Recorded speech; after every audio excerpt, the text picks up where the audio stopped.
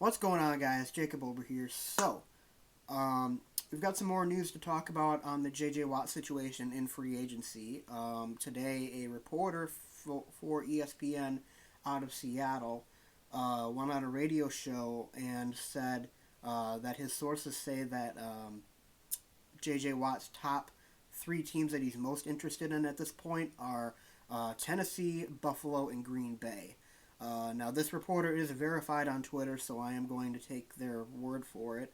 Um, he also said that there are still a lot of other teams in the mix right now as well, and J.J. Watt is not, close to making a decision at this point. So no news on that, like who he's going to actually sign with, is imminent at this time. So this is just who he's considering at the moment. But the top three teams as of right now are Tennessee, Buffalo, and Green Bay. And the Raiders are also considered a dark horse, and the Browns are also thoroughly in the mix as well. So what I get out of this, number one, I'm actually pretty surprised that he doesn't have the Pittsburgh Steelers on there.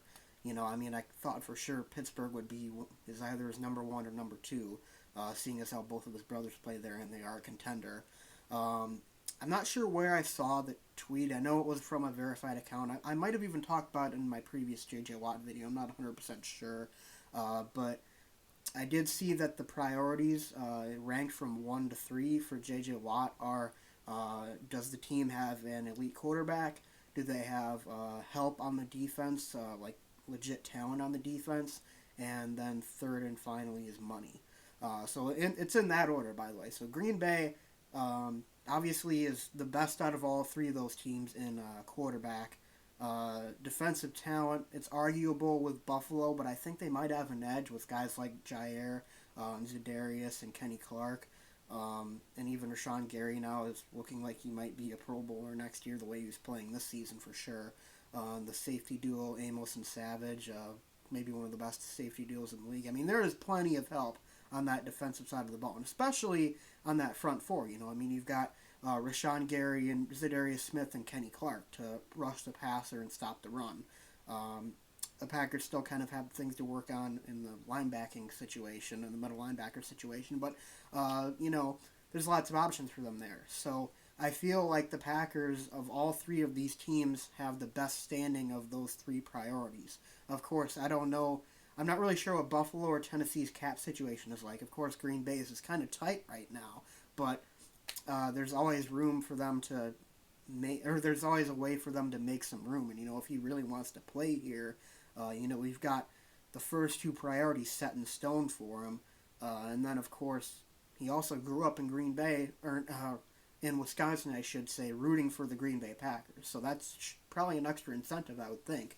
But of all of these three teams, at least that he's looking at, I would say Green Bay would be the number one that fits his priorities. Should that actually be true, his priority list? I'm not 100% sure, but it's clear that he values winning over money at this point. Um, he's been in the league for quite some time now, and he's gotten the money that he wants, or the money that he would have gotten as an elite NFL player. He's a little bit past his prime, but he's still an elite defensive talent for sure. So right now, at this point, he's probably looking to win more than anything. So if the Packers, can offer less than those other teams, he still might take their offer because they would have the best shot at getting him a Super Bowl. And of course, remember the AFC is a little bit more difficult than the NFC. I would say.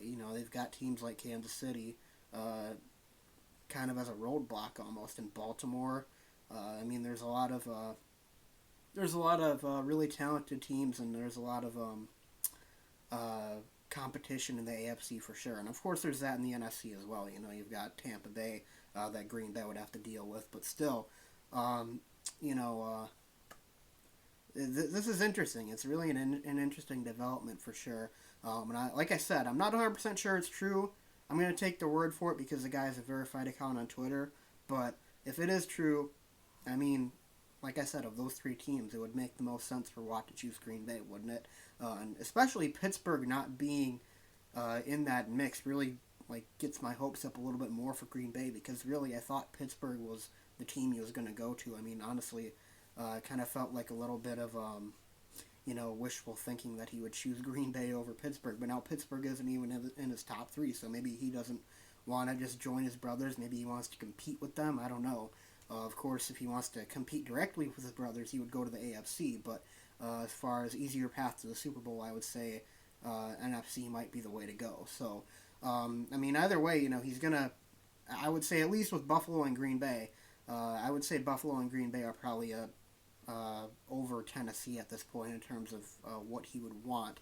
But both of those teams are going to give him a chance to win a Super Bowl for sure. They're both elite teams. They're both teams that have Super Bowl aspirations for next season. So it remains to be seen, what he chooses, what he decides to do. And obviously, I don't think we're going to get really a definitive answer from him for a while at this point. The fact that they said the deal wasn't imminent and that there were a lot of other teams in the mix still, it could certainly change. And if Green Bay falls out of that top three, I'm not really sure why they would, but if they do, then we're talking about something else entirely. So, anyways, guys, well, that's all I got to say in this video. Just want to give you guys an update on the situation right now. But I am very, very hopeful and crossing my fingers that J.J. Watt chooses Green Bay and is willing to take a pay cut to do so, because I really think that he could push our team to the next level. Even if he is past his prime, he's still an elite defensive player, and having to deal with Za'Darius Smith and J.J. Watt rushing the passer. I mean, that's a game over for offensive lines, and having a pass rush might be the most important thing in the NFL right now after you saw what the Tampa Bay Buccaneers did to the Chiefs offensive line in the Super Bowl. So, in the meantime, guys, thanks for watching. That's all I got to say in this video. Be sure to leave a like and subscribe, and I'll see you guys next time. Go Pack Go.